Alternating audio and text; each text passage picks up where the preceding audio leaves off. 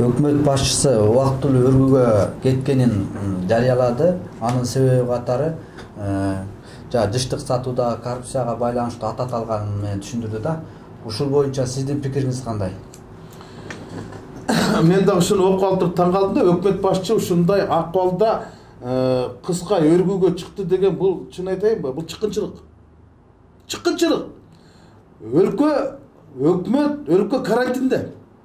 Анан карантин убагында өкмөт иштеш керек да. Өкмөт өзү карантинди жарыялаган өкмөт. Азыр өзгөчө абал жок, жогорку кеңеш менен президент жарыялаган. Азыр өкмөт жарыялаган саясий жок, өзгөчө кырдаал, чрезвычайная ситуация деп коет. Ал өкмөт башчы токтоо менен кирет. Анан өзү элди карантинге кабап коюп турган өзү эргүүгө чыгып кеткен болгондой. Бул мындай болбош керек болчу. Мен таң калдым. Анан бул айтып атпайбы, менин жанагы жыштыктарды сатуу боюнча коррупциялык берелер боюнча мен жогорку кеңештен айыптады, мындайда мен четтеп турушум керек. Анда сен кызмат менен четтеп турушуң керек болчу.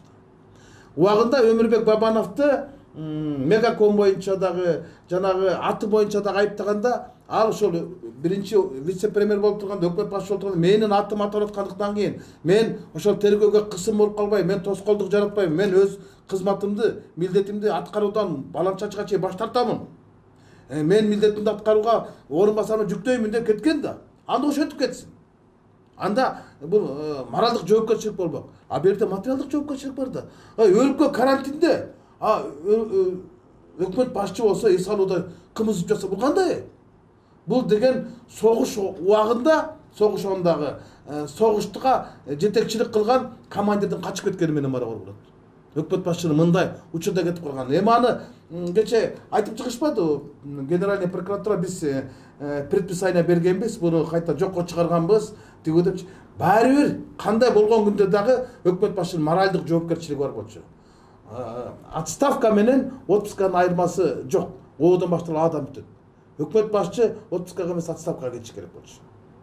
Жана кирип келсем, Руслан Айтбаевич Казакбаев айтып атпайбы, ушундай өкмөт башчы кыска өргүүгө кетип тургу дейт. Анан мен айттым, өргүүгөбү же десем, тергөөгө же өргүүгө ушул бир жака баш кетти депчи. Мындайда тергөөгө кетеби, өргүүгө кетеби, мындай акыбалда карантин учурунда өз элин, өз өкмөттү таштап кеткен бул жоопкерсиз кадам. Бул жоопкерсиз адам. Мындай кылбаш керек болчу өкмөт башчы. Кыйын кырдаалда таштап кеткен. Жыштык боюнча айта турган маселе башка. Менин башка нерседе шексенип атам. Өкмөт башчынын ушундай учурда кетип калышына бүгүнкү жогорку кеңеште карала турган мыйзам себеп болду деп ойлоп атам. Анткени бүгүн жогорку кеңештин жыйында Ал эмне болгон мыйзам? Бул мыйзам Кыргыз Республикасынын салык кодексин колдонууга киргизүү жана Кыргыз Республикасынын мыйзамына өзгөртүү киргизүү тууралуу мыйзам. Буну биздин карантиндин убагында өкмөт 3 окууда шашылыш түрдө кабыл алдырып, Экмет Байпакбаев жазган мыйзамды биз азык-түлүк коопсуздугун эске алуу менен ушул мыйзамды кабыл алып бергиле. 3 окууда деп 15 апрелде депутаттардын бардыгын колун кайырганын колун кайрып, сөзүн кайырганын сөзүн кайрып өткөрүп алган болчу. Бул деген кошумча нарк салыгынан бошотулган буудай унга болгон мыйзам болчу. Ошондо аябай чоң талкуу болгон. Ошондо Исхак Пирматов айткан, бул 2-3 кишинин гана кызыкчылыгы деп. Ошондо бир топ депутаттар айткан, бул мыйзам деген лобби. Бул деген өкмөттү мындай колдой турган, коргой турган эмес, бул жеке ишкерлерди колдой турган мыйзам деп. Биз бир канча немес кылбай, өкмөт башчынын өзүнүн корутундусу бар. Өкмөт башчы премьер-министр Абылгазиев 1 апрель 2020 жылдын 1 апрелинде Кыргыз Республикасы салык кодексин колдонууга киргизүү жөнүндө Экмет Байпакбаевдин мыйзамынын корутундусу жактырылсын, Кыргыз Республикасынын жогорку кеңешине жиберилсин дейт. Мына 1 апрелде булар жогорку кеңешке макулдук берип атат. 8 апрелде кирип жогорку кеңеш комитеттеринде каралып, 15 апрелде 3 мыйзам бузуу жол менен 3 окууда биз кабыл алып бергенбиз. Ошондо ызы-чуу чыккан. Каршы болушкан көпчүлүк депутаттар болбой отуруп, карантиндин убагында өзгөчө абалда ушул мыйзамды өткөрүп кетти. Президент кол койбой койду. Президент каршы пикир менен бул жакка жөнөттү.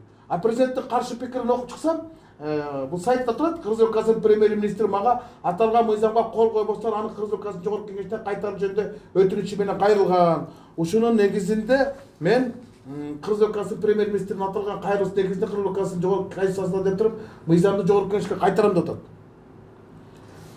Эми мындайда эмне болуш керек? Президент бул мыйзамды артка кайтарды. Демек ал өкмөт башчы өзү суранган болсо, анда өкмөт башчыдан жогорку кеңеш суранса, оң корутунду берип жогорку кеңешке киргизет, жогорку кеңеш 3 окуудан калып президентке киргизет. Президент кол койбой койду.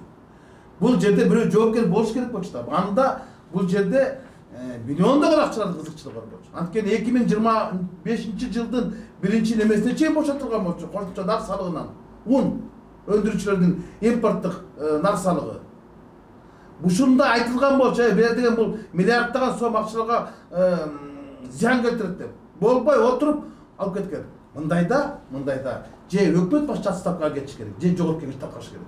Башка жол жок. Бул азыр эч ким майн бербей турбайбы? Баягы мыйзам жокчу. Бул бүгүн айтылбаса эртең айтылат да. Эмне үчүн президент өзгөчө абал учурунда өзгөчө кабыл алынган мыйзамга өзгөчө пикир жаратып салды? Эмне үчүн өкмөт башчы эки пикир жаратып салды? Жогорку кеңешке киргенге макулдук берип атат, президентке киргенге каршы пикир берип атат. Бул өкмөт башчынын керт башынын жоопкерчилиги. Мындайда өкмөт башчы ушул нерсе менен асып. Менин бүгүнкү эргүүгө кеткенге эң негизги себеп болуп жаткан ушул нерсе деп ойлоп турам. Анткени мен буга чейин уккан өлкө башчынын өктөмдүү сөзүн айтып, өкмөт башчынын ушул мыйзам долбоору менен уят карганын, каты зекет айтканын укканым болчу. Мына бүгүн жогорку кеңешке келип, жогорку кеңеш буну кайта президенттен каршы пикир менен макул болуп койду. Жок, кандай болуп калды? Жогорку кеңеш 3 окууда кабыл алып президентке жөнөтсөк, президент силер карабапсыңар, урматтуу депутаттар. Премьер-министр сурап атат, мен артка кайтаргыла деп. Мен артка кайтарам. Эми кайта экономикабыз кетет. А эмне кереги бар эле? Мына азыр өзгө чакырдар аяктап калды. Кимдин ойу эле бул? Мына ушул маселелерге алдыдагы убакыттарга жооп издешибиз керек. Өкмөт башчыдан биз сурашыбыз керек. Эмне үчүн сиз жогорку кеңешке макул болдуңуз? Корутундуруун жактырдыңыз, Байпакбаевдин мыйзамын. 3 окууда кабыл алып бер деп сурандыңыз. 6 фракция макул болупту. Мыйзам бузуу жол менен депутаттарды эмнеге ушундай мыйзамсыз кадамга алып бардыңыз? Анан бизди ит кылып туруп президентке кол койууга жөнөткөндөн кайта каршы пикир жаздыңыз. Бул депутаттар кабыл алган мыйзамга кол койбой артка кайтарыңыз деп. Эмне үчүн бизди шерменде кылдыңыз? Же өзүңүз шерменде болдуңуз? Ушул жоопту табышыбыз керек. Чоң рахмат. Ачуу чындыкты бир гана биздин Фабула ТВ YouTube каналынан угасыз. Жазылууну унутпаңыз.